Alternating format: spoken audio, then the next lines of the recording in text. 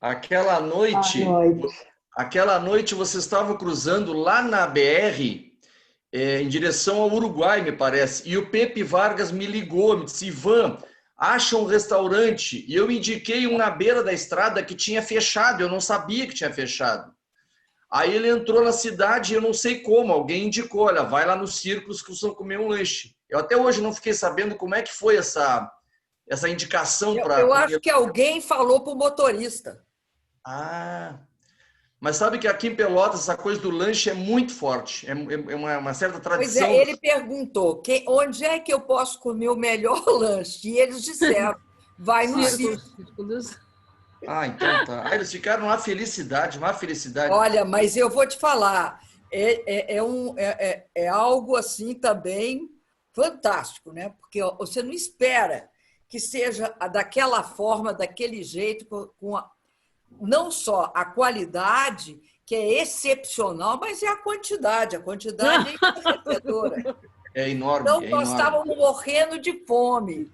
E aí foi assim uma coisa, sabe, que nos saciou, tranquilizou, dá aquela calma depois, né, que você come bem, né?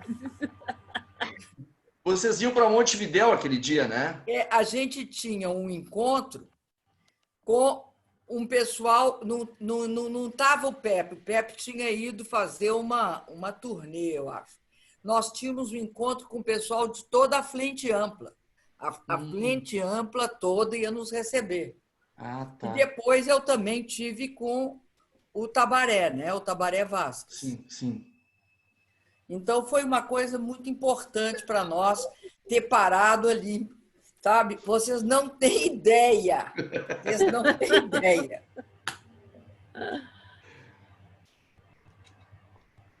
Até hoje eles me falam, eu chego lá e eles me falam, lá, o pessoal que trabalha, quando é que a presidente vai Não, vir e de teve novo? uma hora que eu não sei como, eu fui parar lá dentro da cozinha.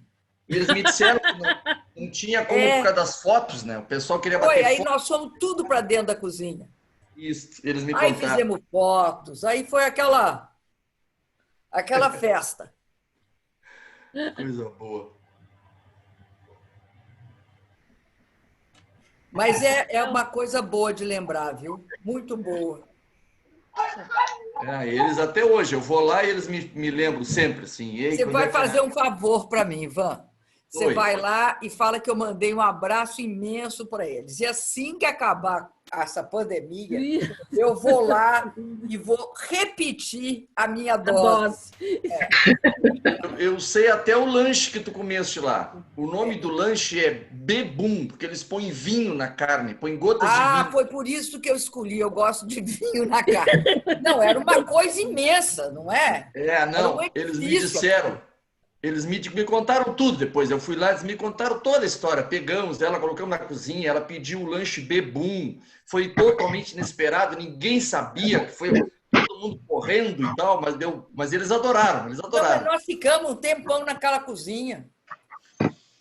Tinha todo o pessoal, tinha cozinheiros, assistente, todo mundo. Fizemos uma fila, organizamos as fotos. E aí tinha uma que não tirava, até hoje eu lembro, ela não tirava, ela tinha uma touca. E aí o pessoal dizia, não pode tirar foto com a touca. Eu falei, pode. Aí nós tiramos com a touca e sem a touca. Aí todo mundo queria tirar duas também. Foi uma festa. Coisa boa.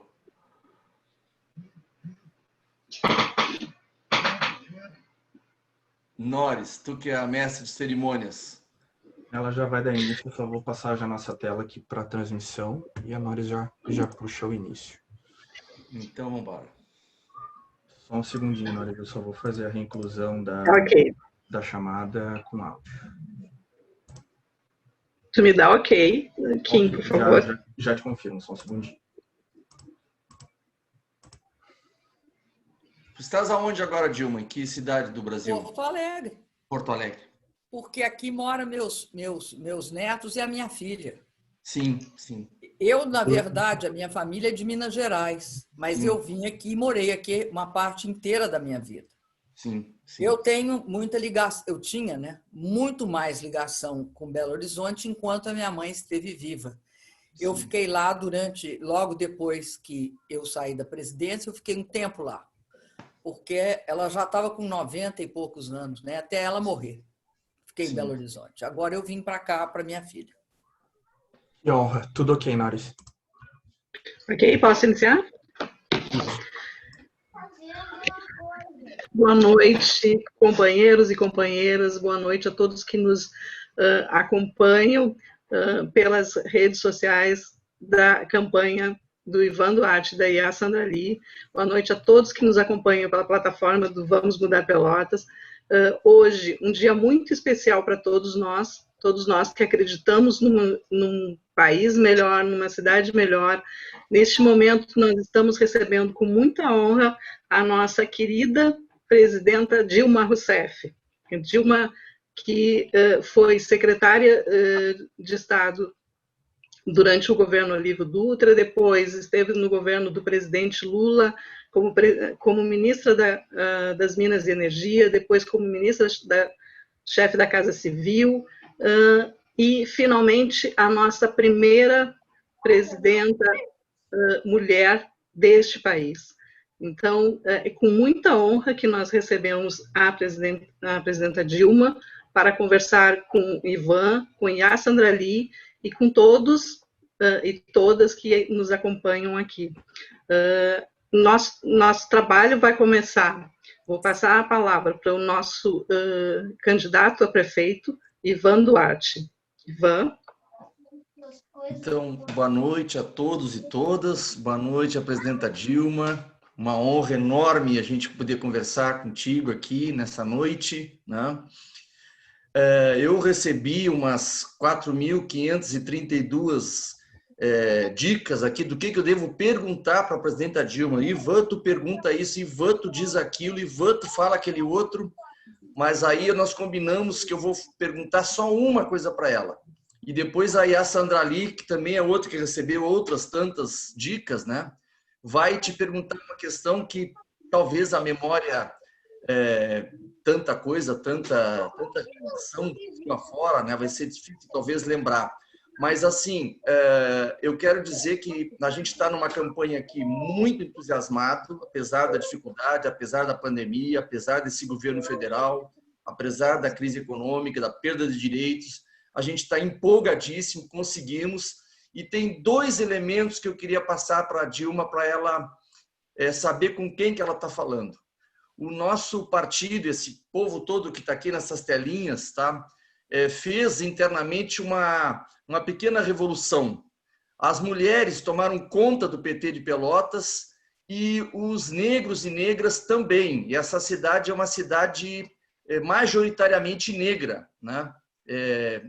Deve ser, depois de Salvador, a cidade mais negra do país, por conta lá das charqueadas de algumas décadas atrás. A população negra aqui é mais da metade. E a gente conseguiu, né, graças a um trabalho da Secretaria de Mulheres, né, e da setorial antirracial do PT, conseguimos com que eles viessem com uma força impressionante e estão dando a linha para a gente aqui em Pelotas. E Pelotas, no governo Dilma, né, e essa é a pergunta que eu escolhi para fazer, porque não vai dar tempo da gente conversar sobre tanta coisa, recebeu, durante o governo Dilma, volumes imensos de dinheiro no PAC Cidades Históricas, né? Hoje, o nosso centro, que foi muito feito pela mão de obra escrava, né, pela mão de obra, hoje ele é um centro bonito, é um centro revitalizado, né, com muitos prédios assim que atraem turistas, e foi muito em função daquele período ali em que a nossa presidenta criou aquele programa, né, de PAC Cidades Históricas e Pelotas soube aproveitar. Então, eu queria saudar a presidenta Dilma, né, já encaminhar essa questão para ela fazer um comentário, porque muita gente vai querer saber, e eu vou passar para a IA Sandrali, que é a nossa candidata a vice, né, que é uma líder religiosa importante aqui no nosso estado, né, que hoje é requisitada Brasil afora para falar sobre as políticas para a população negra, né, e que está fazendo com que a cidade nos olhe com uma cara um jeito um pouco diferente, né? é um branco, né, militante, fundador do PT, e uma senhora negra que dialoga com a periferia da cidade com uma capacidade e um envolvimento impressionante. A tua saudação, nossa presidenta, e a tua questão, que eu sei que também que tu elaborou uma questão para colocar para ela, e vamos aproveitar bem essa 1 hora de live aí, porque muita coisa boa a gente vai ouvir, muita memória boa a gente vai ter para colocar para todo o povo de Pelotas e quem mais assistir a nossa live. Obrigada. Obrigada, Ivan. Sim. E antes da senhora iniciar, só avisar aos companheiros e companheiras que as perguntas deles, eles façam no chat, que eu vou tentar fazer um compilado aqui depois da fala de vocês e passar para a presidenta, tá? Nória, só aguarda um minutinho que eu estou tentando regularizar o áudio, que ele está oscilando. Tá. Só um segundo que eu já tento regularizar aqui.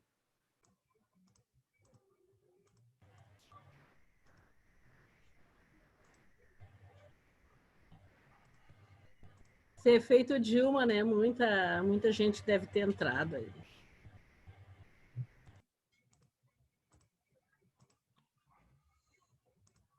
Vamos tentar de novo. Fala, Iva. Oi. Alô.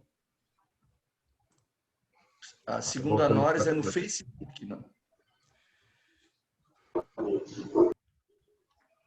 Parece que na plataforma estão ouvindo. No Facebook é que está sem som. Exato.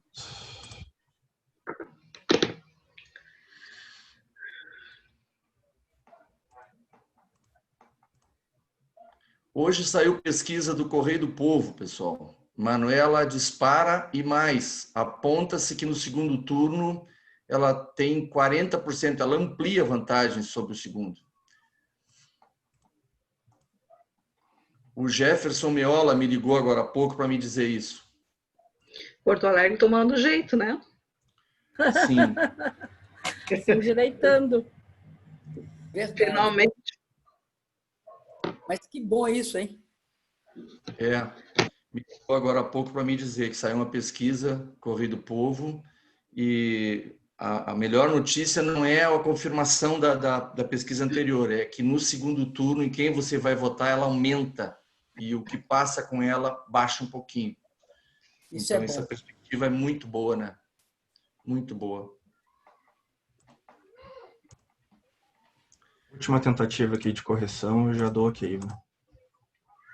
Ai, se a presidenta Dilma estiver me ouvindo, eu tô aqui quase chorando de tanta emoção, de tanta saudade dela.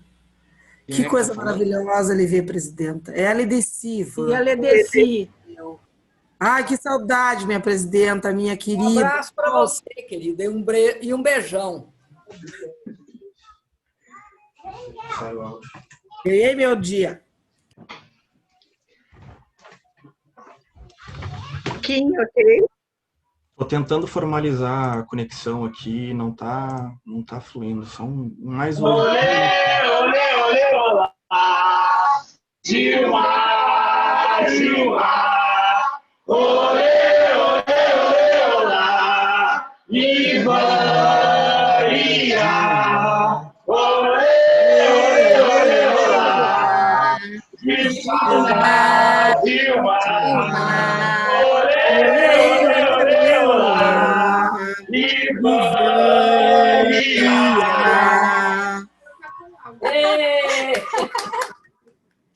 Dilma Rainha! As outras nadinha! Isso é dentro do comitê ou é na rua? Eu não estou conseguindo ver. Dentro do comitê. É dentro do comitê. O pessoal saiu do Bandeiras para fazer um...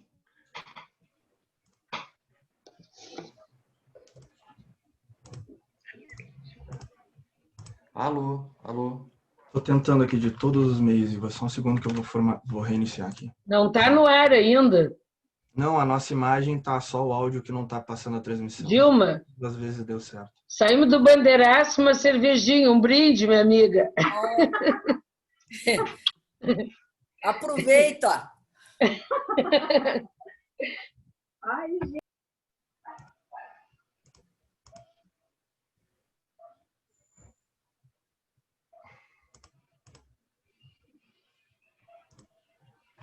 Cecília, estás cometendo um pecado. Com a cerveja assim na frente das pessoas. Sandrali, mas o suedor que nós temos, a gente dançou lá na frente daquele comitê. Nós estamos merecendo a cervejinha, Yara. Tá bom. Tá me ouvindo aí, sim? Tô ouvindo. Oi, Catarina, estão me escutando? Oi, só um segundo. Sim, sim, Santo. Tá, tava custando entrar. Oi, Tá certo, Volta a atividade, sim, porque depois, como está gravado, depois a gente retransmite nas páginas, não vai ter problema. Pode soltar a atividade. Ah, ela tá ficando gravada. Ela tá ficando gravada por aqui, então podem dar continuidade.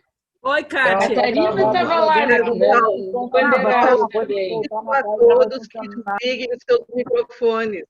Isso. Vamos desligar. Pessoal, desliguem os seus microfones para a gente dar continuidade à atividade. Companheiros e companheiras, por favor. Com blusa até rendada, hein, Nóris? Um beijo, Cecília. Desliga o microfone, Cecília.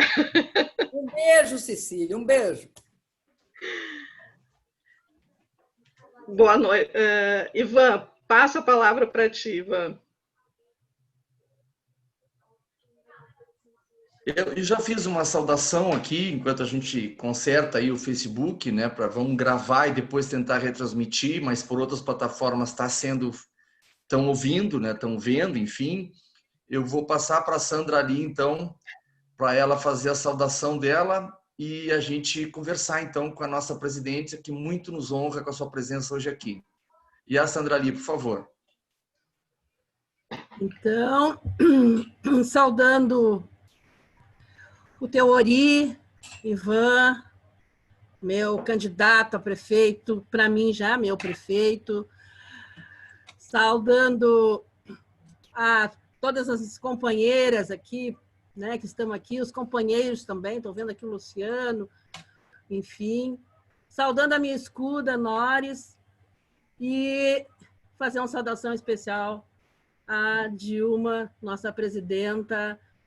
Já declarei, todo mundo sabe que eu sou dilmista, né? Sou tiete, todas as pessoas sabem disso, então, mas estou só reafirmando. E para nós é um prazer te receber, né? Te receber aqui, mesmo que virtualmente, mas as pessoas todas estão muito entusiasmadas, bastante alegres e motivadas com a tua presença. E a gente não vai deixar por menos, né? Porque senão todo mundo vai querer, poxa, não falou isso, não falou aquilo, como o Ivan disse, né? Então, a minha pergunta para ti, assim, ó, é bem em nome do que nós estamos fazendo, ou seja, vamos mudar Pelotas. Mas para nós, vamos mudar Pelotas significa resgatar aquilo que Pelotas é. Uma cidade, né, negra, uma cidade feminista, uma cidade que se pretende inclusiva. Então, é resgatar isso. Nós não vamos fazer nada de diferente. Nós vamos resgatar e resgatar aquilo que nós sabemos fazer. Então, eu quero te trazer assim, 2 momentos que sempre que me impressionaram e disseram que era esse o caminho. No momento em que tu davas posse para o ministro da Educação, o Roberto Giannini, e que tu dizias que todo o dinheiro do pré-sal seria destinado à educação.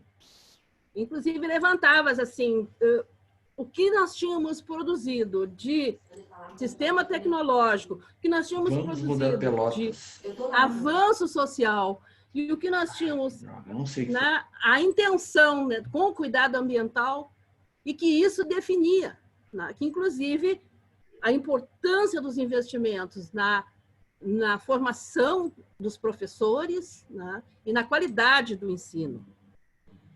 E em outro momento, quando tu entregavas 226 máquinas para 209 prefeitos, e nesse momento, né, tu dizias da importância do investimento na educação. Tu estavas entregando máquinas, mas trazia essa questão e de que nós tínhamos dado um passo que era ter tirado as pessoas da pobreza e que o próximo passo seria as pessoas atingirem a classe média. Mas não era a classe média para que se consumisse mais, era a classe média para que se investisse em educação. Que a nossa população, né, investisse na educação, nós investiríamos na educação para que as pessoas, né, atingissem esse nível de desenvolvimento. Então, a preocupação com a educação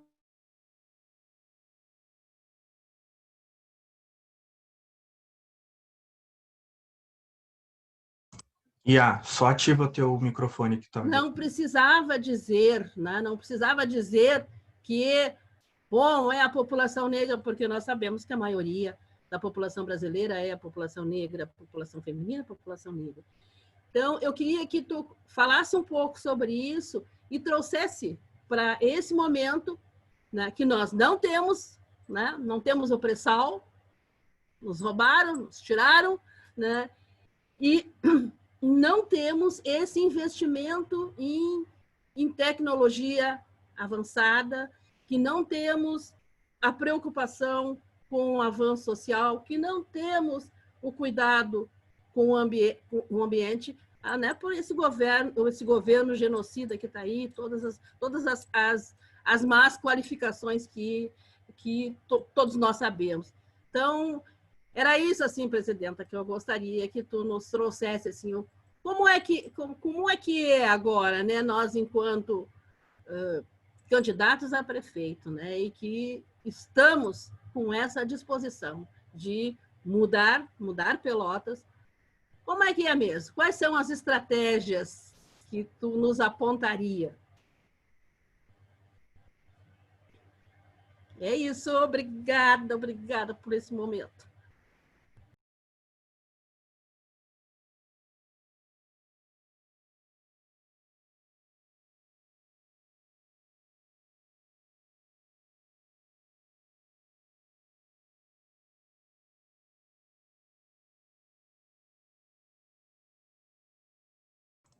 Só clicar no microfone de novo. Aí, foi, ok. Eu primeiro queria dizer do meu imenso prazer de estar aqui com vocês em Pelotas, porque é a única forma e é o único jeito de estar em Pelotas atualmente é virtualmente. Então, eu fico muito feliz de estar aqui. Eu queria cumprimentar o Ivan Duarte e lembrar que o Ivan Duarte é uma pessoa que tem não só a experiência de longos anos de atividade político-partidária, mas ele foi 7 vezes vereador.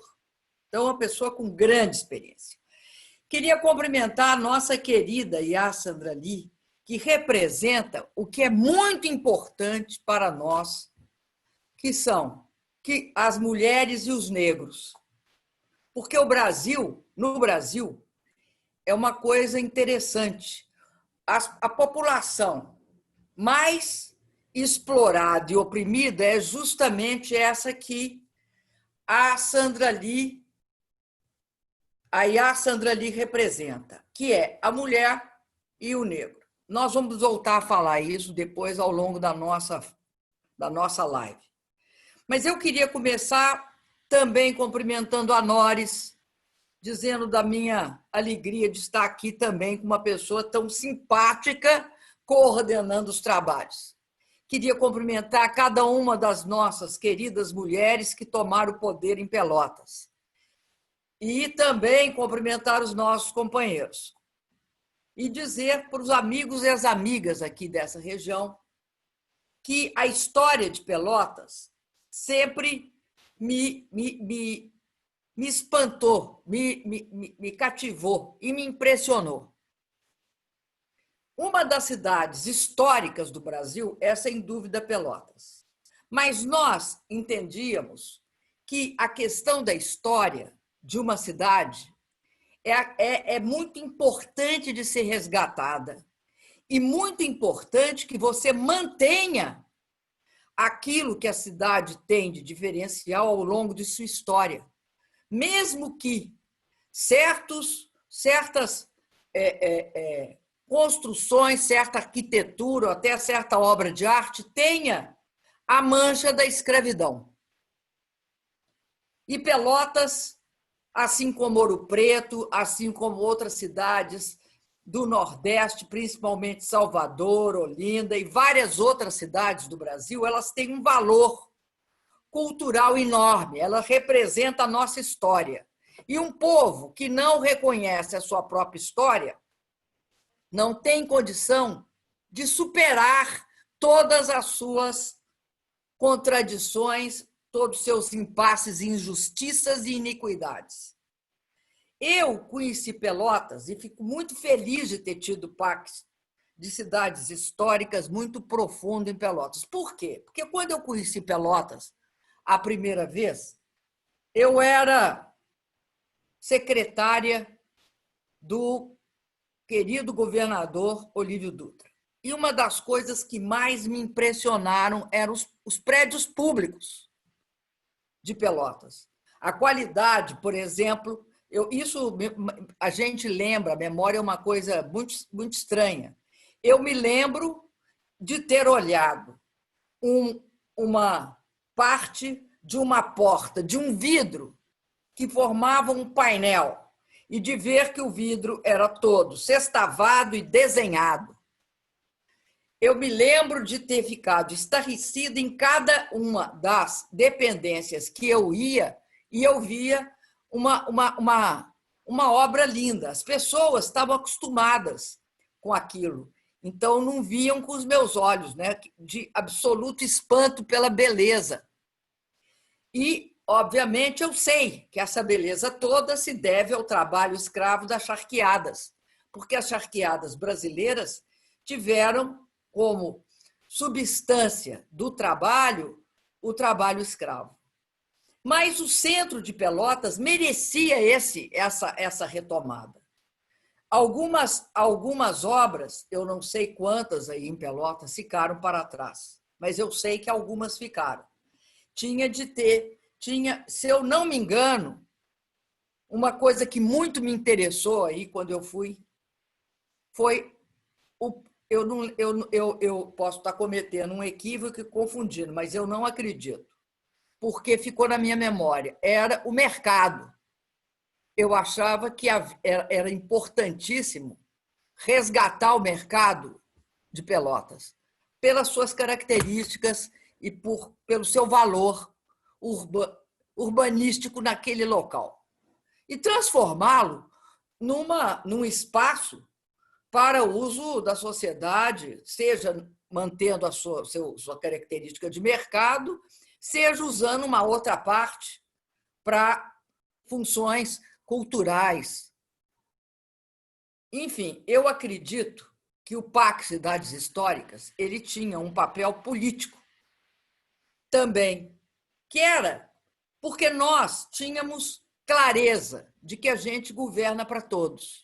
Esse é o modo petista de governar. Nós governamos para todos, mas temos um olhar atento, generoso e muito preocupado com as populações mais vulneráveis e os espaços urbanos mais vulneráveis. Daí porque a importância de você transformar o centro e mostrar que todas as cidades têm de se reconstruir, principalmente nas periferias. E isso fazia parte disso. O Minha Casa Minha Vida fazia parte disso, toda a reforma em estações de tratamento de água e esgoto, fazia parte disso, atribuir aos moradores da periferia uma atenção especial. A gente resgatava os centros históricos para todos e as periferias para a maioria da população que, de fato, vivia, como no caso de Pelotas, que é uma cidade, né, de centro branco e periferia negra. E essa divisão estava em questão. Então, eu acredito que uma das coisas importantes que o meu governo fez foi o PAC Cidades Históricas. E Um país que não preserva a sua tradição cultural, os seus valores culturais, ele é um país que a nação perde a sua alma. A alma de uma nação é também a sua cultura, além da sua soberania. E aí eu entro na pergunta da nossa querida Sandra Lee. A questão é a questão o que é a soberania de uma nação? A soberania de uma nação é necessariamente, né, suas riquezas. No caso do Brasil, nós tínhamos acabado de descobrir uma grande riqueza, que era o pré-sal, que hoje está ameaçado. Primeiro porque, logo depois do golpe de Estado, que me tirou de forma fraudulenta da presidência da República, o que eles fizeram rapidamente? Eles mudaram a lei da partilha. Por que a lei era da partilha? Porque a gente sabia onde tinha petróleo, qual era a área do petróleo, coisa dificílima de saber, qual era a qualidade do petróleo e que tinha muito petróleo. Então, mudamos para o modelo de partilha. Nesse modelo, a Petrobras, que tinha descoberto o pré-sal, a Petrobras, que tinha conseguido, inclusive, contra todas as evidências, porque a empresa, uma grande empresa internacional, obteve uma área que era do pré-sal e não percebeu que tinha pré-sal. Quem percebeu foi a Petrobras. E nós mudamos a lei. E a lei dizia o seguinte: o petróleo é da nação brasileira. A Petrobras é muito importante, porque a Petrobras vai ajudar e ser uma espécie de nossos olhos, ouvidos, mãos no trato do petróleo. Para quê? Para quê? Nós queríamos o petróleo como um passaporte para o futuro. O passaporte para o futuro em qualquer país é tirá-lo da pobreza e é garantir educação de qualidade. E, ao mesmo tempo que você combate a pobreza, você procura a ciência, a tecnologia e a inovação para, através do conhecimento, que só a educação dá base para ele, melhorar o desenvolvimento de um país, dar emprego de qualidade, e isso só se obtém com políticas sociais que protejam a população e também com políticas de desenvolvimento da educação e de ciência e tecnologia. Era esta a ideia. E aí, por que o pré-sal era um passaporte para o futuro? Porque a gente ia utilizar os pagamentos, tanto em royalties como participação social, e uma parte até do que a gente chamava a parte do óleo, e colocar no fundo social para garantir educação de qualidade, pagar professor devidamente, porque sem professor não tem educação de qualidade. Professor que tem salário de fome não se torna um bom professor. Você tem de investir no professor. Não é só dando condições dele estudar, mas ou de sempre se modernizar, mas é também garantindo condições de vida digna. Então, hoje está ameaçado. Por quê? Logo depois do golpe, um senador do PSDB, o senador José Serra, propôs uma mudança na lei. E qual é a mudança que ele propôs? Nós tínhamos garantido que em qualquer poço, em qualquer bloco, em qualquer exploração no pré-sal, a Petrobras teria de ter 30% e o controle da operação. Para saber o quê? Ora, o pré-sal é só aquilo ou tem mais um pedaço? Ora, o pré-sal, nós só saberemos direito o tamanho do pré-sal e onde estão as principais riquezas se nós explorarmos. Eles acabaram com isso. Passaram uma lei, só para vocês entenderem. Eu saí definitivamente do governo em agosto, 31 de agosto de 2016. Em novembro de 2016, a lei que tirava 30% da Petrobras, de todos os blocos, e tornava a Petrobras a operadora desses blocos, portanto, ia escolher a tecnologia e tudo, tiraram ela do páreo. Com isso, nós perdemos uma grande riqueza que seria destinada prioritariamente para a educação. Para vocês terem uma ideia, vamos lembrar aí em Pelotas. Aí em Pelotas, né? Universidade Federal.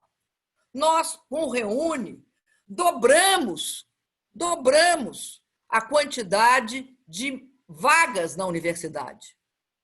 Né? Com o ProUni e o FIES, nós aumentamos. Né?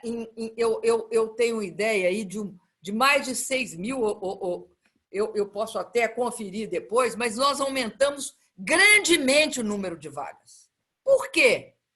Porque um país tem que combater duas coisas. Você combate a pobreza e a miséria e busca desenvolver a riqueza futura dele. E era isso que consistia. Hoje, o que eles estão fazendo? Sabe o que eles estão fazendo? Sorrateiramente, bem disfarçadamente, eles estão vendendo, leiloando. Nos 2 últimos leilões, eles leiloaram o que se chama... Porque a Petrobras foi conhecida também, o pré-sal, como picanha azul. Porque a área do pré-sal tem mais ou menos uma forma parecida com de uma picanha. Azul porque estava no mar. Né? Eu acho que foi até algum gaúcho que botou esse nome. Né? Mas todo mundo chamava essa região do mar onde está o pré-sal de picanha azul. Ali, na vizinhança, agora se sabe que está cheio de petróleo também. Então, na verdade, né, eles estão escondendo e estão leiloando o óleo para quem? Para as grandes empresas internacionais. Com isso, a gente perde o pré-sal e perde os recursos para a educação. Qual é a saída disso? A saída disso, ela é clara. Qual é? Nós temos de retomar toda uma luta para esclarecer a população, para aprender também com a população, porque essa é uma via de mão dupla. Você aprende e você também dá sua contribuição. E aí, a retomada, como é que a gente retoma esse processo? A retomada pode parecer um salto muito grande do que eu vou falar, mas a retomada começa onde as pessoas moram. Onde é que as pessoas moram? Elas não moram na União, no governo federal lá, na União. Elas não moram no Estado, elas moram no município. Então, nós temos uma oportunidade aqui. As pessoas moram no município.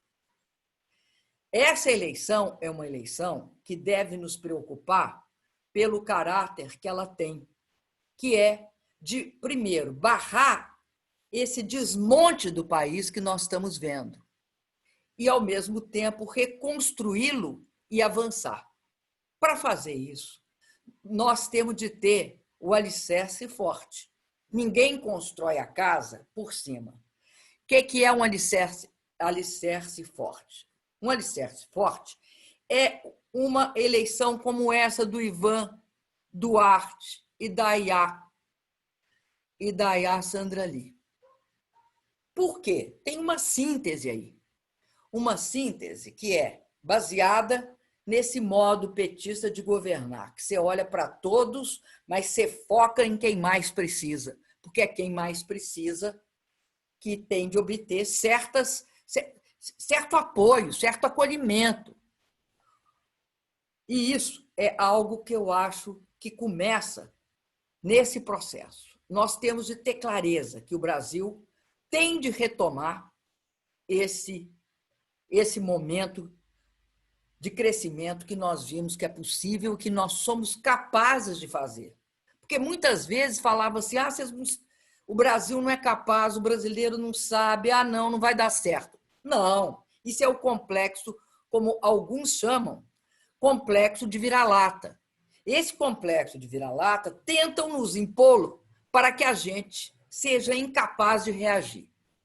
Reagir, neste momento, significa duas coisas. Primeiro, ter consciência crítica do que nós estamos vivendo. Nós estamos vivendo num momento terrível. Por quê? Quem tem algum compromisso com o povo brasileiro e o Brasil, a nação brasileira, tem um compromisso com a vida. E a vida não pode ser deixar morrer mais de 150 mil pessoas e adoecer mais de 5 milhões. Não pode ser essa. Quem defende a vida, um governo que defende a vida, não pode ficar eternamente jogando a sua responsabilidade nas costas de outro. Então, nesse momento, nós temos também o grande desafio de proteger a vida. Então, nós vamos combinar o conhecimento disso, que nós temos de defender a vida, que nós temos de olhar para aqueles que mais precisam e saber que o Covid é um vírus, que ele não é nem democrático nem autoritário. É a sociedade que é ou democrática ou autoritária. Agora, uma coisa é clara. As vítimas do Covid são as mesmas vítimas da injustiça. As mulheres, os negros, os indígenas, as crianças, os homens pobres desse país. São essas as vítimas prioritárias. E aí nós vemos também uma questão gravíssima, que é o fato das mulheres serem uma parcela da população que nessa pandemia sofreu um grande impacto. Por exemplo, as mulheres estão na linha de frente do atendimento à saúde. Segundo, as mulheres é que estavam nos supermercados, as caixas, geralmente.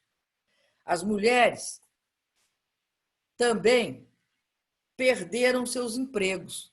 Uma das coisas mais perversas que ocorreram foi que a empregada doméstica perdeu seus direitos, seu emprego e está passando necessidade. Não só ela, mas o dono de um bar, o dono de uma...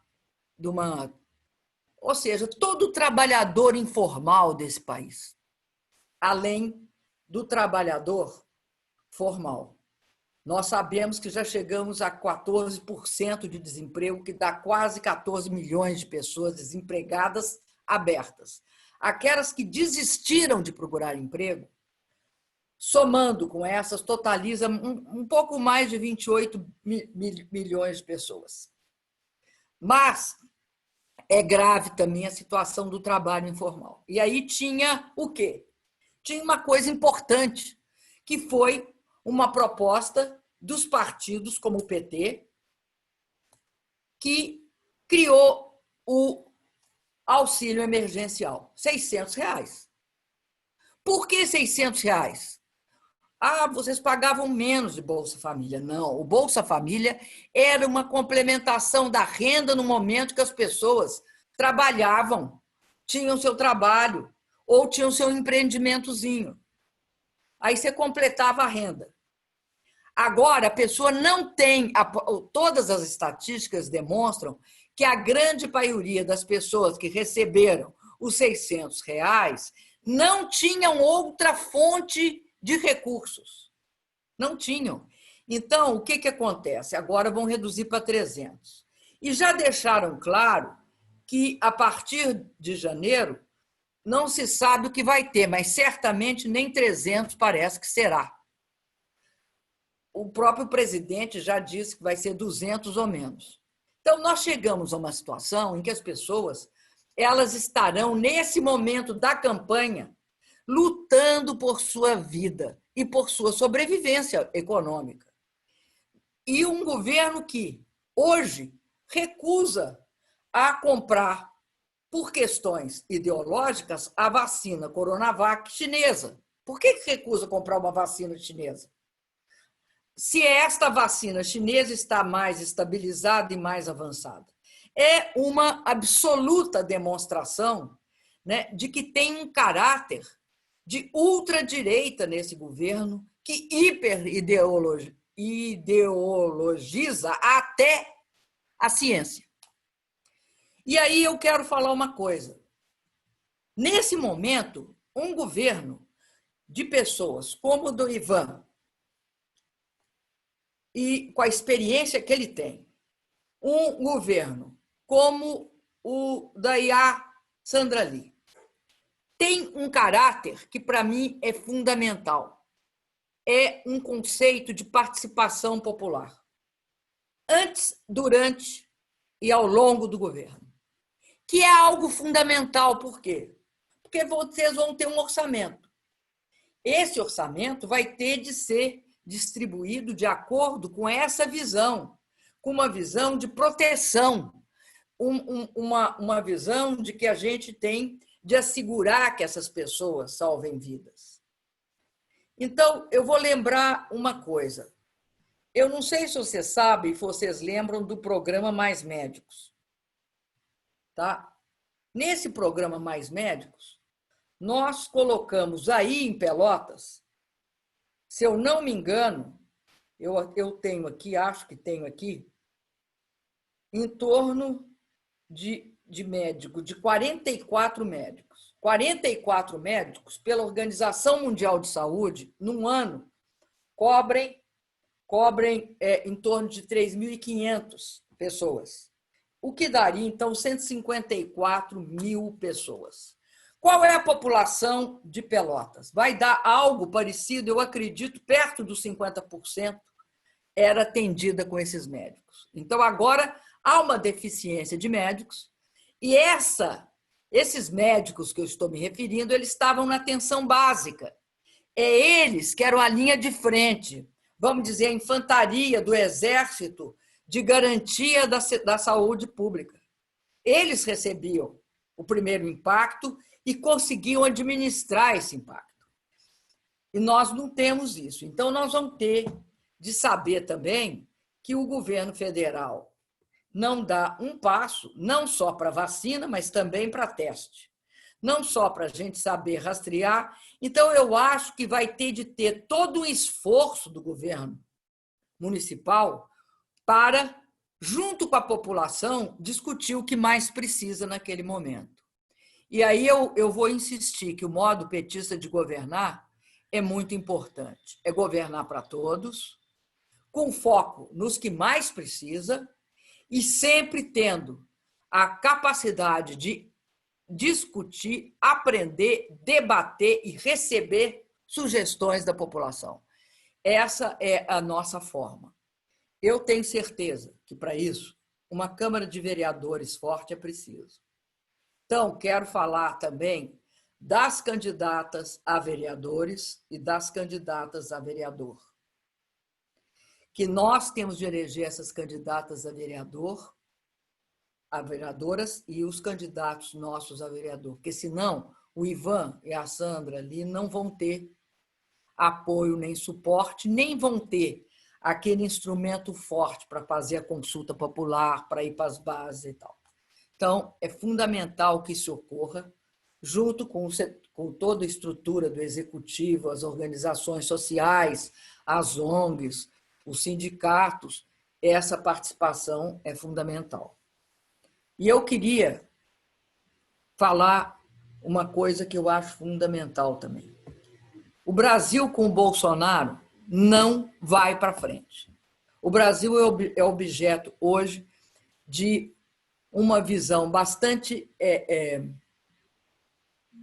assim, dura dos governos internacionais a respeito da situação do que ocorre aqui dentro, que beira, em alguns momentos, beira a absoluta... Eu vou falar uma palavra que eu não gosto de falar para ninguém de ninguém, mas beira absoluta imbecilidade.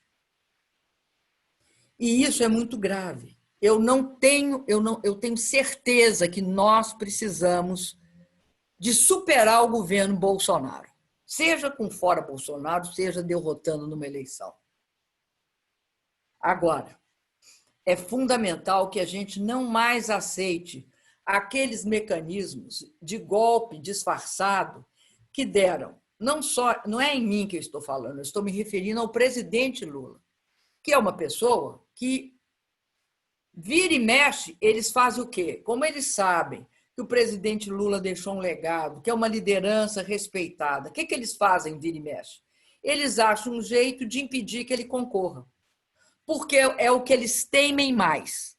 Então, nós também temos de ter clareza que é muito importante, junto com outras lideranças, mas é muito importante estabelecer a inocência do Lula definitivamente, não aceitar esses mecanismos de manipulação. Né? A Vaza Jato deixou claro que o senhor ministro Moro cansou de manipular o julgamento, que o senhor ministro Moro recebeu um prêmio de consolação por todo o serviço prestado para tirar o Lula do pleito de 2018, que foi o Ministério da Justiça. E como a vingança tarda, mas não falha, a vida vingou o que ele tinha feito quando ele recebeu, ao viabilizar Bolsonaro, ele recebeu um bom prêmio, que foi a forma pela qual Bolsonaro o tratou. Então, é uma situação limite essa. Nós não podemos permitir novos Bolsonaros nem novos Moros. E aí eu encerro isso dizendo o seguinte, o que tudo tem a ver com Pelotas? Eu queria dizer o seguinte, tem tudo a ver com Pelotas. Não existe um pedacinho desse país que não tem a ver com Pelotas. Porque a população de Pelotas é composta por brasileiros e brasileiras. E tudo que disser respeito ao que eles chamam de questão nacional, pode ter certeza, diz respeito a cada um de nós, à vida de cada um de nós. Se não nos afetar imediatamente, afetará nossos filhos e netos. Por isso, vamos considerar que a política começa aqui. Vamos considerar que aqui nessa eleição, com a nossa participação, a nossa força, nós vamos mudar a sociedade e vamos construir um Brasil melhor, construindo uma Pelotas melhor. Mudando Pelotas, nós estamos dando um passo para mudar o Brasil. Pelotas é o Brasil. Pelotas é o Rio Grande. E por isso, eu quero mais uma vez dizer para vocês, se Pelotas no centro é tão bonita, ela pode ser bonita para todos os pelotenses, em todos os bairros, por mais humilde que hoje eles sejam. É isso que tem de ser a nossa construção, o nosso sonho. E aquela história de sempre, um sonho que quando nós sonhamos juntos pode virar realidade. Vamos, então, sonhar juntos, começando aqui por Pelotas. Muito obrigada. Ah, e outra coisa. No dia da votação, vá na urna, dê uma força. Vote 13. Vota Ivan Duarte e vota Sandra Lee. E a Sandra Lee. E não esqueça das vereadoras e dos vereadores da sua escolha, do PT. Vote também o número começando por 13. Um grande abraço.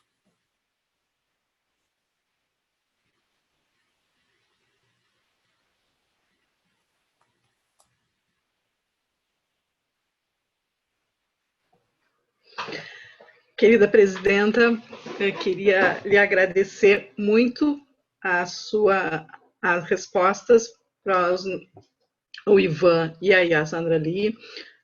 Quero dizer que fiquei muito emocionada com o elogio. Ganhei o ano inteiro que nós estamos aqui presos dentro de casa, fiquei muito feliz. E acompanhando o bate-papo aqui, todos muito emocionados com a sua fala, com a sua presença aqui conosco. Alguns lembrando de coisas bastante importantes que foram realizadas durante o seu governo.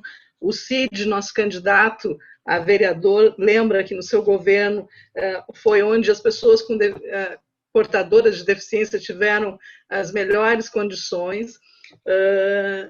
ele que concorre e defende os direitos das pessoas portadoras com deficiência, lembra disso.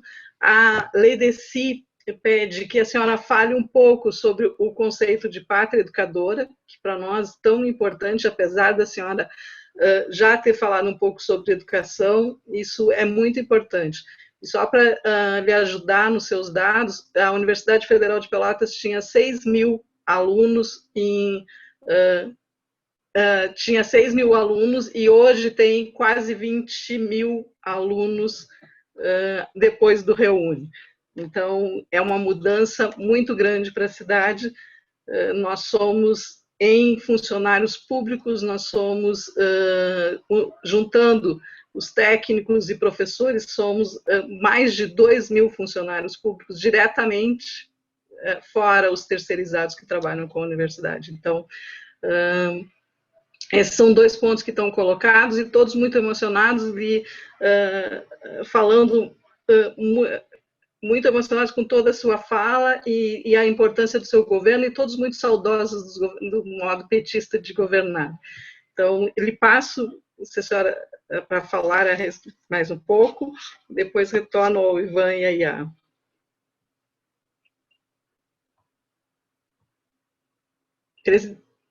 O seu microfone está desligado, presidente. A questão da pátria educadora é algo, para mim, extremamente importante. É a visão de que um dos tripés da soberania é garantir educação de qualidade. Se você não tiver educação de qualidade, você não faz o avanço para o futuro. Por isso que a gente dizia que era passaporte.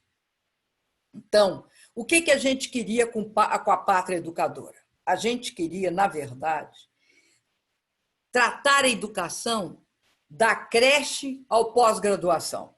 A pátria educadora é eminentemente uma visão de que você não pode falar, olha, é mais importante a educação básica do que a universitária, é mais importante o ensino médio do que o ensino técnico.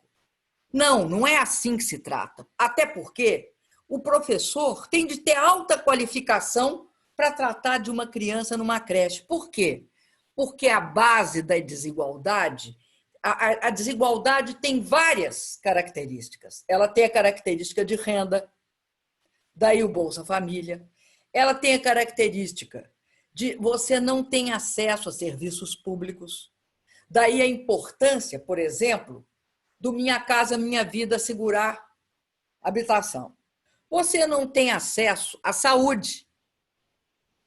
Mas, sobretudo, você não tem acesso à educação. A educação, falam em mérito, falam que a gente tem de defender a meritocracia, que meritocracia existe quando a criança que nasce numa família pobre não tem os mesmos estímulos psicossociais de uma pessoa que nasceu na classe média. Não tem. Por que a creche tinha de ser de qualidade? Uma vez eu fui, num debate, eu fui questionada por que as nossas creches, porque a gente não tinha de fazer creche, o governo federal não fazia creche. Nós nos metemos na questão da creche, fazendo como? Parceria com o governo do município, dando recursos. E a gente queria uma creche com um padrão mais elevado. Por quê? Porque você começa a combater a desigualdade ali, com a criança tendo na creche os mesmos estímulos que uma outra criança de classe média tem. Convívio com os livros, estímulos sensoriais, estímulos psicológicos, né? Todo um tratamento. E por que ensino técnico? Uma das coisas, por exemplo, que eu sempre lembro que o Lula mais se orgulhava é que nós, de todo o período da República, tá? Tudo que aconteceu até a gente chegar, nós fizemos um pouco mais de escolas técnicas, os IFETs, os Institutos Federais de Educação. Por quê?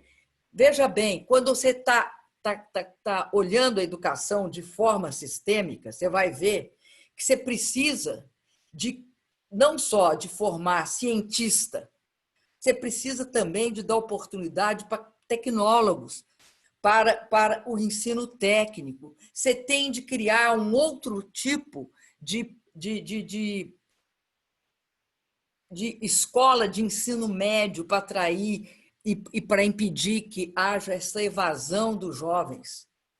A questão da educação é uma questão, para mim, é pátria educadora, porque uma pátria que não educa, uma pátria que não dá importância fundamental à educação, não é pátria, porque não defende a soberania do país. Eu estava falando naquele início que a soberania de um país é tudo que eles agora destroem. É a Amazônia. O Brasil não é soberano se a Amazônia for destruída. Se a Amazônia for destruída para ser aberta para grandes empresas mineradoras internacionais.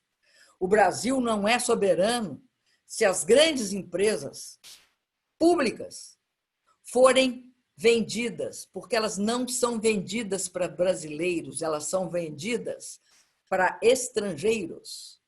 Veja o que ocorreu com a Embraer, veja o que está ocorrendo com os blocos do pré-sal. É tudo grande empresa como a Chevron, a Shell, a ExxonMobil.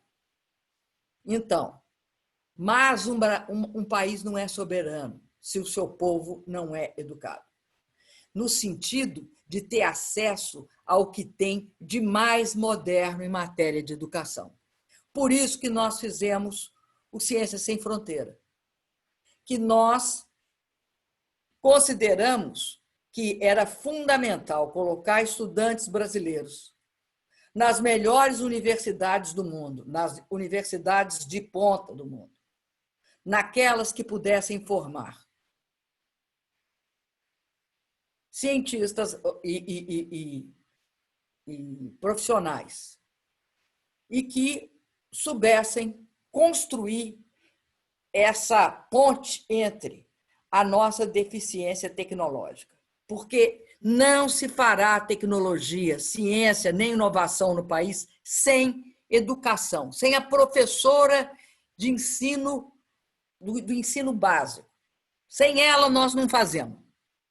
Nós nunca vamos ensinar matemática direito. Então, eu quero dizer para vocês isso. Pátria educadora é aquela que a educação está no centro de tudo. Nós iríamos dar todas as condições estavam criadas. Por que a gente fez o Fundo Social do Pré-Sal? Fez o Fundo Social do Pré-Sal porque precisa de dinheiro para a pátria educadora. Nós tínhamos de investir no futuro, e o futuro era dado pela educação. Agora, o que eles fazem? Eles têm essa atitude de destruir as universidades, porque eles acham que as universidades são antros de qualquer coisa, é antro da suspeita, entendeu? É uma visão quase neofascista em relação a livro, professor e conhecimento e cultura. É a dificuldade imensa de entender a importância da outra pessoa ter um nível de consciência, de se assenhorar, de se apropriar do que há de mais moderno na cultura internacional. Nenhum país do mundo deu um salto para o desenvolvimento sem educação. Olha a China. A China, a única coisa que a China fez de extremamente diferente foi uma absoluta prioridade para a atividade educacional e científica. Absoluta. Por isso que menos de 60 anos são capazes... O Bolsonaro falou contra a vacina do Coronavac, que é chinesa, né? E defendeu uma delas, ou a da Oxford ou da AstraZeneca, sei lá. E elas têm insumos chineses. Porque quem produz insumos no mundo hoje além, obviamente, dos Estados Unidos, é a Índia e a China. Então, o Brasil tem tecnologia, ele tinha tecnologia na área do pré-sal. Nós somos aqueles que sabiam extrair petróleo. Então, o que a gente queria utilizar o petróleo? É uma riqueza que vai a uma certa altura do futuro, ou ela se exaure, ou ela, por questões até ambientais, ela é substituída. Então, tinha de ser usada no futuro para que o nosso povo fosse um povo altamente educado. Eu considero que a questão da educação é a questão mais decisiva para um país ser desenvolvido, não no sentido só do PIB. Não é por causa que é uma soma de riquezas. Para um país ser desenvolvido, porque a sociedade é desenvolvida. As pessoas se desenvolveram. E isso, governo algum que vier, tira da pessoa. Eu tenho orgulho de tudo que nós realizamos na área da educação e que eles não puderam reverter. Os IFETs eles não puderam reverter. E você sabe que estava proibido pelo governo federal de investir em ensino técnico. Quem acabou com a proibição foi o Lula em 2000, se eu não me engano, em 2004 ou 2003 ou 2004. Então, isso é algo que a gente sabe que fica. Eu fico muito triste quando eu olho aí no Sul a destruição do polo naval. Não tem sentido isso. O Brasil tem, não é uma republiqueta, não é uma república de banana. O Brasil tem universidades, aí, é de vocês. A estrutura de universidades que a gente desenvolveu para isso, que tinha de continuar, tinha de ampliar, aumentar laboratório, investir em professor. E aí sim nós teríamos uma pátria educadora. E agora nós vamos reconstruir isso, viu, gente? Não pode achar que acabou, não. Não acabou, não. Enquanto nós tivermos fôlego, pessoas como Ivan Duarte e a Sandra Lee, que se dispõe a governar uma cidade, eu vou dizer, nas piores condições que esse país já chegou. Que enfrenta esse desafio, que tem coragem de se levantar para garantir a força de uma população, eu tenho muita fé nesse país. Então, é aquela história. Bote fé e vote. Ivan e Sandra Lee.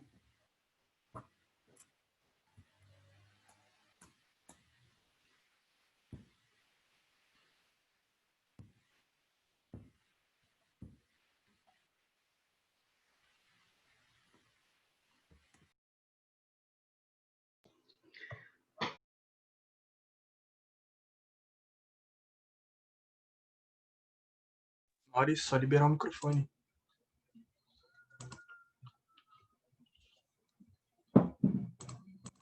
Não? Só um segundo.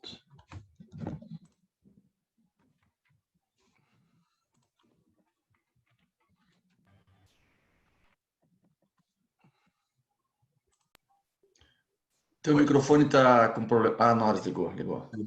Agora o Kim liberou o meu microfone. Ivan, tuas considerações finais, por favor.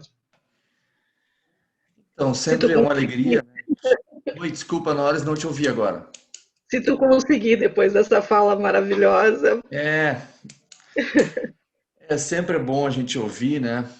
Viver a história, né? E ouvir, contar pelos protagonistas é uma experiência que a gente não pode deixar de absorver com muito cuidado, com muita atenção, com muito carinho. É uma nossa história tão bonita do PT, um partido que tem 40 anos e nesses 40 anos conseguiu fazer tanto pelo nosso país, conseguiu mobilizar tanta gente, né? E que eles tiveram que partir para um golpe, né? Um golpe muito bem arquitetado, um golpe que vem de longe, né? Mas uma coisa que o Lula falou, daquele jeito dele, né? Sempre com analogias muito ao gosto do povão brasileiro, eles pisaram mal na jararaca, né? A jararaca está viva, né? A jararaca somos nós, né? Uma jararaca sem veneno, uma jararaca cheia de amor pelo nosso povo.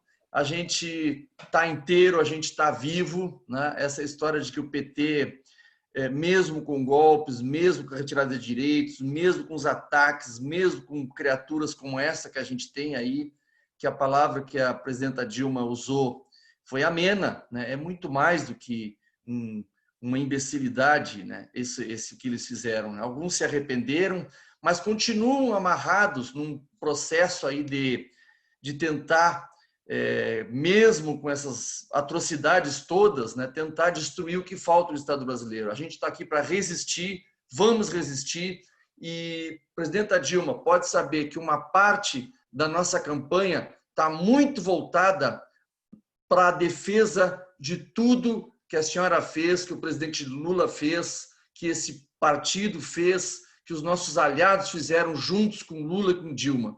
A gente vai cuidar, sim, dos nossos assuntos locais aqui, eu, a Sandra Lee, os candidatos, nosso partido, a gente vai cuidar da nossa cidade tão bonita, com essa história tão rica, mas a gente está muito focado em preparar as bases em 2018 para, em 2020, dar uma resposta à altura dessa direita brasileira articulada, né, com a direita internacional, para a gente poder fazer desse país um dia, ainda que seja para os nossos netos, um país onde o nosso povo todo, como dizia o Lula, tem um café da manhã, um almoço, uma janta e um sonho para deixar para sua família e para todos que amam. Então, muito obrigado por essa live, né? A gente teve um problema técnico aqui, que para alguns setores não foram ouvidos, parece que cortou o som. A gente vai tentar reproduzir isso no Facebook e em outras plataformas que parece que teve problema, né? E quem sabe antes ainda a gente convida a presidenta para de novo uma conversa como essa, que eu adorei, fiquei aqui muito atento, tenho certeza que nos enche de alegria, nos revitaliza para continuar essa luta que está num momento muito difícil, mas que a gente está cheio de esperança. Um beijão, presidenta Dilma, muito obrigado pela sua disponibilidade hoje à noite. E a Sandra Lee. Bom, então eu já quero aqui deixar o convite para a posse, para a nossa posse, porque eu, inclusive, eu escrevi um texto quando eu fui trabalhar com o Tarso, e eu dizia, né, que eu ainda estava sob a emoção de ver Dilma com o estandarte da educação na mão. E isso é algo assim que tu traz com tanta vibração, que nos dá, né, a certeza de que a gente está no caminho certo. E para nós essa live aqui foi realmente uma assessoria de qualidade. Não sei onde é que a gente vai tirar, né, capital, mas capital de investimento mesmo na educação. A gente vai ficar com esse compromisso, né, com a nossa presidenta. Então, é isso, assim, eu estou muito emocionada, né? E quando a gente fica muito emocionada, a gente fica também fazendo uma conexão bastante séria e importante, né? Eu tenho um sonho, Dilma, eu tenho um sonho que a gente ainda vai, né? A gente ainda vai eliminar esse golpe, né? Mesmo que seja simbolicamente, né? E te resgatando esse impeachment, né? Ele está atravessado aqui. Inclusive, eu faço parte de um grupo, né, de mulheres que acreditam que nós ainda vamos, né, devolver pelo menos simbolicamente, né? Porque tu és a nossa presidenta, és a primeira mulher, e minha neta sempre diz assim, ó, ô vó, o que tu vai fazer diferente da Dilma? Eu disse, eu não vou fazer nada diferente, ela tem 6 anos, mas não vou fazer nada diferente, se eu conseguir fazer a metade, já estão bem. Então é isso, a gente já aqui está colocando o convite para a posse, porque nós vamos mudar Pelotas. Um abraço, Dilma. Querida Iá, querido Ivan, com certeza a live foi bastante emocionante para todos nós, todos muito felizes. A coordenadora da JPT, a Cananda, pede para que eu saude a presidenta em nome da nossa juventude, que vem crescendo muito nessa cidade, através do trabalho da JPT, assim como as mulheres da Secretaria de Mulheres saúdam a nossa presidenta, que, como diz a nossa IA, nós temos uma dívida, não nós temos uma dívida, o Brasil tem uma dívida por ter tirado ela da forma que tirou da presidência. Então, saudamos a presidenta em nome da JPT e da Secretaria de Mulheres de Pelotas. E a Cecília pede que agora, quando a senhora encerrar, que a senhora fale sobre um pouco sobre a sua política para as mulheres. Afinal, a primeira presidenta, o maior ministério feminino que este país já teve, isso nos emociona muito, principalmente para nós da Secretaria de Mulheres. Então, presidenta, para a sua saudação final. Olha, eu tenho muito orgulho da nossa política para empoderar as mulheres. Por que é uma política que tinha de empoderar as mulheres? Porque nós acreditamos, né, como vocês, que só as mulheres podem ser sujeitos da sua libertação, no sentido de se libertar das amarras do patriarcalismo, da misoginia, de uma política de ódio e submissão. Daí eu vou falar da política tanto do presidente Lula como da minha. Eu acho que uma das grandes coisas feitas pelo presidente Lula foi considerar que as mulheres tinham no governo de ter no início foi uma secretaria, que podia virar ministério, mas que tinha de ter um órgão específico para tratar do interesse das mulheres. Porque tinha de fiscalizar, sabe o quê? Que todos os ministérios tinham de ter essa política para as mulheres. E o papel, justamente, desse órgão específico era cuidar disso. E aí algumas coisas, algumas iniciativas, algumas ações e leis merecem destaque. Eu queria destacar a Lei Maria da Penha, feita pelo presidente, que tornava crime, que não era nem tipificado antes como crime, tipificava como crime o crime feito contra a mulher pelo fato dela ser mulher. Qualquer violência, qualquer bullying, sabe, podia se configurar como sendo crime contra a mulher pelo fato dela ser mulher. A segunda questão foi quando nós fizemos mais tarde a lei do feminicídio, que tornava crime hediondo a morte, o assassinato da mulher por ser mulher, acabando com aquele terrível argumento judicial que falava que tinha crime de honra. Eu matei a mulher porque eu me senti desonrado. Então, essa foi uma das leis mais importantes que eu acredito que eu fiz no meu governo. A outra questão diz respeito à estrutura de proteção social. Tem uma coisa, não é possível fazer política social num país como o Brasil sem focar na mulher. Vou explicar por quê, por uma razão muito simples. Porque na vida privada de qualquer família, a mulher tem um papel central de proteger, acolher, orientar e também, muitas vezes, até de prover pela quantidade de famílias, principalmente as mais pobres, que são dirigidas por mulheres. Daí, olha que interessante, o Bolsa Família, 98% de quem recebeu o Bolsa Família era mulher. Por quê? Porque tinha condicionalidade. Qual era a condicionalidade? Recebe o Bolsa Família, mas tem de garantir que o filho, 87% do tempo, tenha frequência na escola. Que as crianças sejam vacinadas.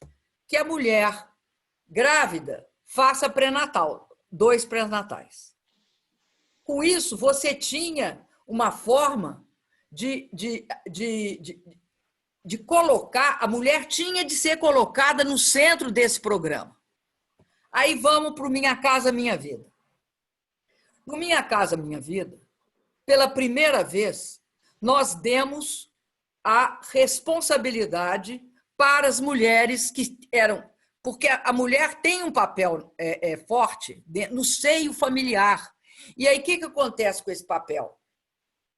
Uma mulher, se ela comprar a casa, ela não vende a casa, ela não dá a casa, ela não negocia a casa dos filhos.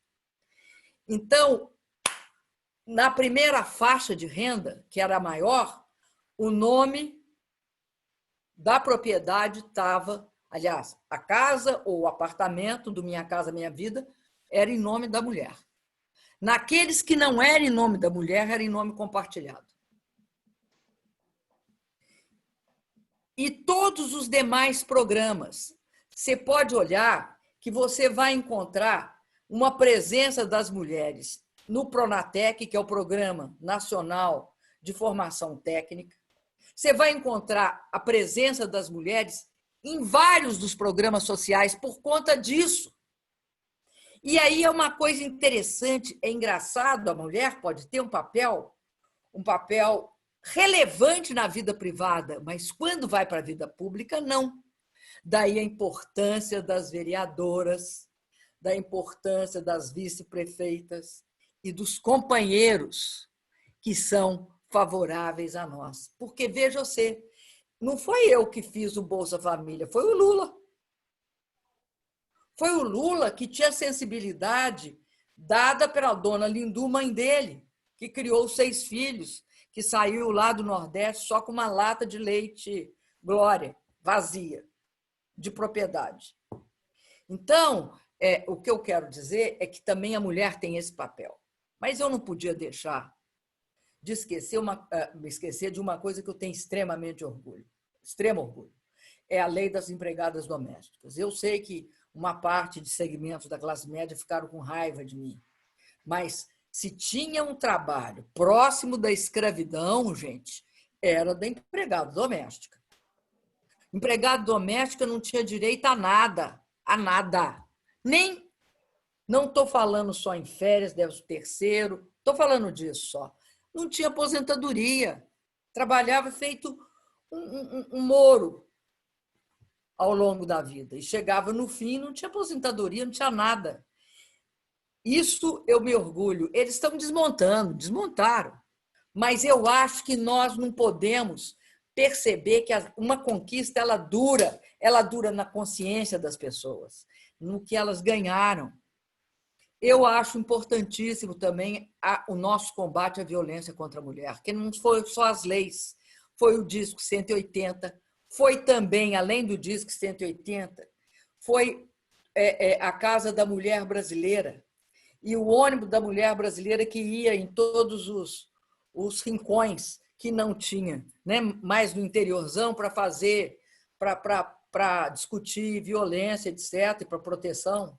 A Casa da Mulher Brasileira, que eles interromperam, que juntavam num só local todos os órgãos de proteção da mulher, se ela sofresse uma violência, se ela fosse espancada, se ela sofresse estupro, ela tinha aonde se refugiar. Era isso a Casa da Mulher Brasileira. Bom, eu considero que esse século XXI, querendo ou não, é o século de fortalecimento, de empoderamento da mulher, o século XXI. E acho que o fato, nesse início da live, o Ivan Duarte abrir a live me dizendo, olha, Pelotas é diferente, nós mudamos. Aqui é um município em que o PT é controlado pelas mulheres e pelos negros. Entendeu? É algo que, para mim, me enche de orgulho e me enche também de esperança, porque eu acredito, aquilo que eu falei, só as mulheres, elas têm de se organizar, participar de tudo, defender todos, mas elas têm de defender a si mesmas enquanto mulheres. E elas são responsáveis pela sua própria pelo seu próprio empoderamento, pela libertação. E quero te dizer que as mulheres são muito fortes, tá? Muito fortes. E muitas vezes eles supunham, comigo fizeram isso milhares de vezes. Eles achavam, o que eles acham? Eles acham, né, como é que era vamos dizer, eu vou encerrar falando isso, como é que era a visão que se tinha de uma mulher presidente? Como é que funcionava? Funcionava assim, ela é uma mulher dura. Uma vez até uma pessoa disse, mas ela é gente. Eu era uma mulher dura. Homem não seria duro, ele seria firme. Eu não, sou dura. Ela é uma mulher frágil. Não procura lógica, porque a forma ideológica deles de tornar falsa os símbolos não exige lógica, eles acoplam. Então, eu era frágil. Um homem seria sensível. Eu era obcecada pelo trabalho, obrigando todos a trabalharem. O homem seria, sabe, uma verdadeira obsessiva compulsiva. O homem seria não, o homem seria trabalhador, né? Seria com grande iniciativa, tá? Criativo. Eu estou dando isso porque é facílimo de ver. Tem até porque tem uma opção de estudos sobre esse aspecto. Tem um estudo de um holandês sobre o discurso, a espécie de linguagem que usaram para o meu impeachment. Agora, eu quero deixar uma coisa clara. Eu sofri o impeachment não é apenas porque eu era mulher. Isso também tinha lá um percentual. Mas eu sofri impeachment porque queriam enquadrar o Brasil social, economicamente, politicamente e geopoliticamente, não vamos esquecer, no neoliberalismo. E, para isso, eles não mediram consequências, se aliaram a um neofascista. É isso aí. E implantaram um governo que o primeiro ato, né, do neoliberalismo é o teto dos gastos, que tira o povo do orçamento. Só ficam os juros. E tira a população da decisão. Porque quando você vai votar na eleição nacional, você está votando numa forma de gastar o orçamento. Ora, se eles congelam o orçamento por 20 anos, o que eles querem? Eles querem, sem eleição, eles querem, desconsiderando as eleições mais importantes do país, eles querem manter um gasto voltado só para os grandes negócios.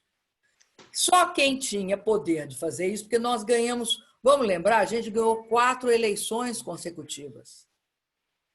4 eleições, 2 do Lula e 2 minhas.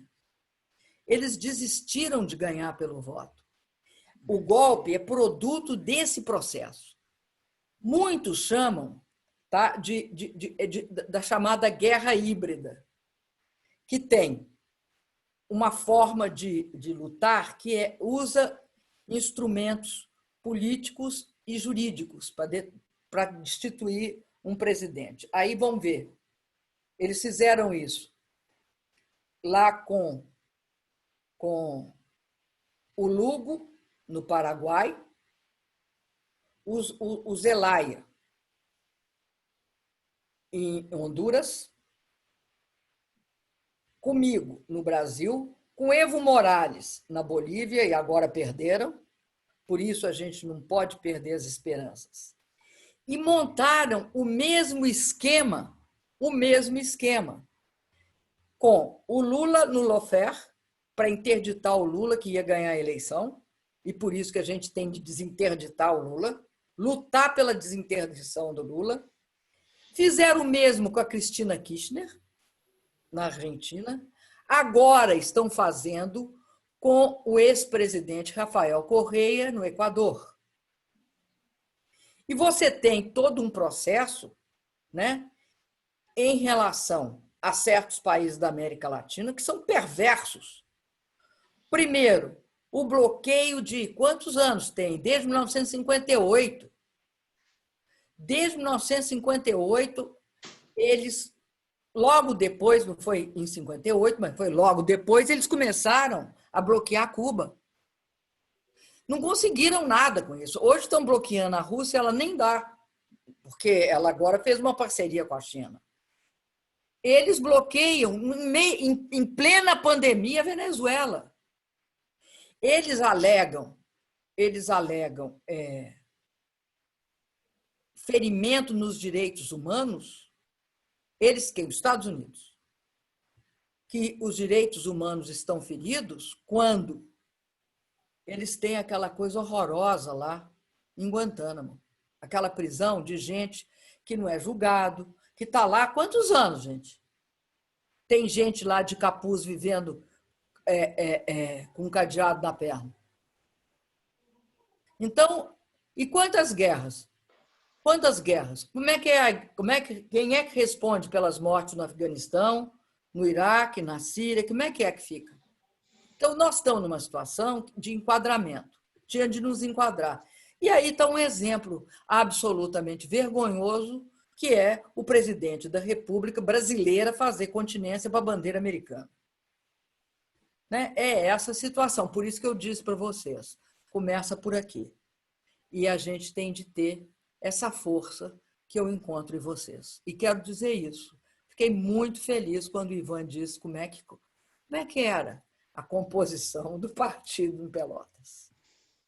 Parabéns para vocês. E queria dizer para você, Norris, que você, um dia desses, vai concorrer a alguma coisa também, né? A Norris é a nossa secretária de mulheres aqui, é uma das grandes responsáveis por esse momento. Querido, nunca se sabe. Eu nunca quis ser candidata. Presidenta, eu sou o suporte para o povo, para as mulheres desse partido. Eu trabalho para elas. Fui suporte, fui ministra-chefe da Casa Civil. Lhe agradeço muito em nome de todos nós que estamos aqui. Nós estamos aqui na sala, tivemos quase 90 pessoas aqui ao longo. Foi, como disse a Vivian, uma grande formação para todos nós. Muito importante nesse momento em que estamos fazendo um programa de forma coletiva, estamos, como a senhora disse, o nosso programa é de mudar Pelotas e que os bairros serão o nosso centro, então é muito importante lhe ouvir e estendendo o convite da Cecília para voltar na Vitória para comer nos círculos, eu também lhe convido para voltar para uma nova live no segundo turno, que com certeza estaremos lá. E aí depois os círculos, com certeza, na Vitória. Eu queria mandar também um beijo para a Cecília, que eu queria muito que vocês transmitissem. Ivan, um beijão. Quer de IA? Eu quero ver a IA. Sandra Lee? IA. Bom, um beijo na IA. Microfone, IA. Um beijo, Dilma. Um beijo, Dilma. Beijo. Um beijo, IA. Ai, beijo. Tá? Que marido, não se esqueça, viu? Tchau. Beijo. Agradeço a todos os companheiros. Dilma.